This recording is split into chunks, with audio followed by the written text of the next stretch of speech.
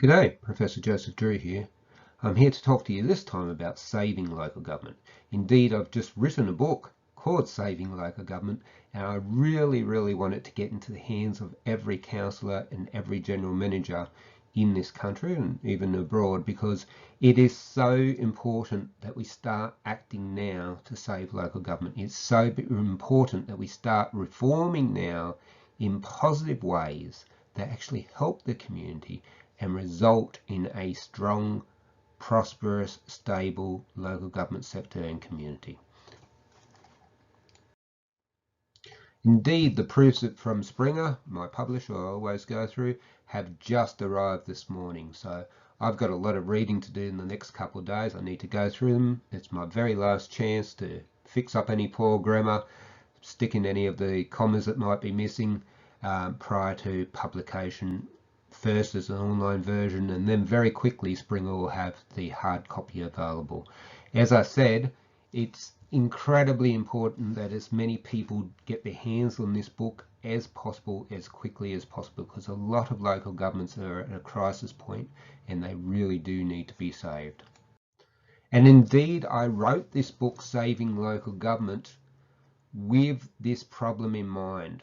I'm here for only a short time. I want to do as much good as I possibly can before I go.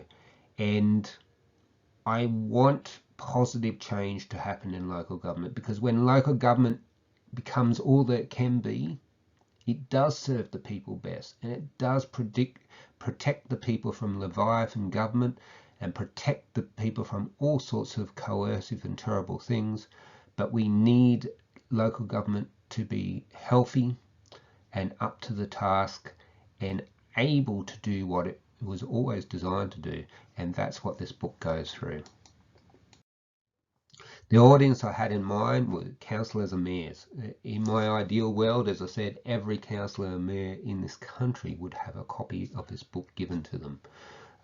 It would be much more effective than these billion-dollar reforms like we had in New South Wales, which ended in an absolute abject disaster, to spend a couple $100 and give everyone a copy of this book so that they understand the purpose of local government, they understand what we need to change, and also the great things that we should protect because they are so important and so special. It's also an important book for general managers to have their hands on. They need to understand the theory. They need to understand the flaws and the arguments that are often used by commercial consultants engaged by higher tiers of government to enact reform. Unless you have this information, you're not going to be able to protect your staff and protect your communities, and you're not going to be able to engage fully in future debates. Of course, ministers for local governments and the heads of every local government department would do very well to have a copy of this book. Now, this is no dry academic tone. I've written it in a very engaging manner, deliberately so, and I've given out many copies for people to read, and they've all told me they couldn't put it down and they found it a thoroughly enjoyable read. Well, I guess as enjoyable as local government economics and philosophy can ever be. So, don't be shy, grab a copy, get up to speed, and let's do what we all want to do, which is to get the local government as healthy as possible, have it thriving, and having it serve our communities as well as possible. The topics, I'll go through some of them, obviously not all because it would take forever and both of us would be bored very quickly. But here's some of the topics. Natural law and government. Natural law philosophy is a philosophy that explains why we have government. It explains what government should do, and it's based on truisms about human nature. That's where the nature term comes from. Evaluating reforms, whether they're system-wide reforms or they're reforms that you conduct at the level of your own local government, you need to know how to evaluate them to find out if they were successful, to find out what lessons can be learned for next time. And it's our failure to evaluate reform properly, which is the reason why we keep committing the same mistakes year after year jurisdiction after jurisdiction. We hurt so many people needlessly, so that's a really important chapter. Amalgamation, of course, is covered much more comprehensively than you'll find anywhere else. In fact, I go to specific effort and time to articulate all the reasons why amalgamations often don't work, and particularly why they're problematic and different in rural and remote areas. I cover de-amalgamation. It's basically ignored by the scholarly community, but I cover it quite thoroughly, and I lay out a recipe for how to do it properly. Now, Australia is the de-amalgamation capital of the world. There's likely to be de-amalgamations in the future, and it's really important that these things are based on good information and a strong framework so that we do what we set out to do when we de-amalgamate, which is to right moral wrongs from the past, and we actually do that in a morally licit manner. I also look at the issue of taxation and fees, how to price services properly, and which sources of revenue are suitable for which expenditures. Now, getting that match wrong leads to destructive fiscal illusion. That's when people don't understand the real cost of something they're consuming and the real financial situation and status of their local government. And that's a terrible thing. That's what's driving most of the disease and unhealthiness and unthriftiness in our local government sector. So we need to get this right, and that's an incredibly important chapter for that reason. I look at the whole issue of intergovernmental grants. If you're one of these local governments who think they're being badly ripped off with the intergovernmental grants, you'll find out why.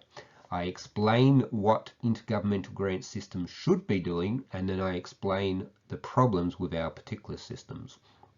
And I also look at the morality of debt, something that's ignored, and furthermore, I clear up a lot of confusions about debt. Everyone wants to be a disciple of Keynes at the moment. People are misled about what happened in 2007 and 8 and what is the appropriate response to coronavirus. They're misled about the differences between decentralized government doing fiscal stimulus and central or national government doing it. And there's very big differences with very big implications for your communities. And I'm incredibly worried about some of the debt burdens taken on by local governments with the best of motives, the best of intentions, but I'm very, very worried you're going to regret it not many years hence. And I explain in this chapter how to take on debt in a morally licit fashion, how to take on debt in a sustainable fashion. In fact, I give you rules for doing so, and every chapter in this book ends with a whole heap of prescriptions on how to do things properly, so you can just look at those rules and know how to conduct your thinking. I also look at the common good, something that's been ignored by scholars, something that most people in local government would be hard pressed to explain. Now, the common good is the whole source of justification and legitimacy of local governments. The whole reason you're there, councillors. And you need to know what that common good is, how to articulate it, and how to put it into practice. I also sadly have to look at emergency responses. What happens when a local government goes into financial administration? Now, I've been involved in 2 of them so far, and I can tell you it's absolutely horrendous for communities. I've helped save some communities from that fate, and I'd like to save a lot more. So please get that chapter on emergency response and read it. Particularly, I'd love ministers to get it, because the way we're handling it at present with financial administrators is not helping the situation. It's not going to end up with long-term benefits for the community, and we could do much better. It's quite a simple change that I propose in that chapter. So in conclusion, this is a book that's written for anyone that wants to make a real and positive difference to local government, and that's certainly me. I want to do it in the years I have remaining as a scholar, and I trust, if you've got this far in the video, as you too. Most people involved in local government have great intentions. They do want to help communities, and they do want to see local government thrive. And what I think we've been missing is a foundation on which to base all those activities, a good, solid, robust foundation, and that's what this book is, and I hope you enjoy it. I'll make another video when it comes out. In the interim, I'll get back to these proofs and get back to sticking in all the errant commas, and I'll talk to you in due course. Thank you very much for your time. Goodbye.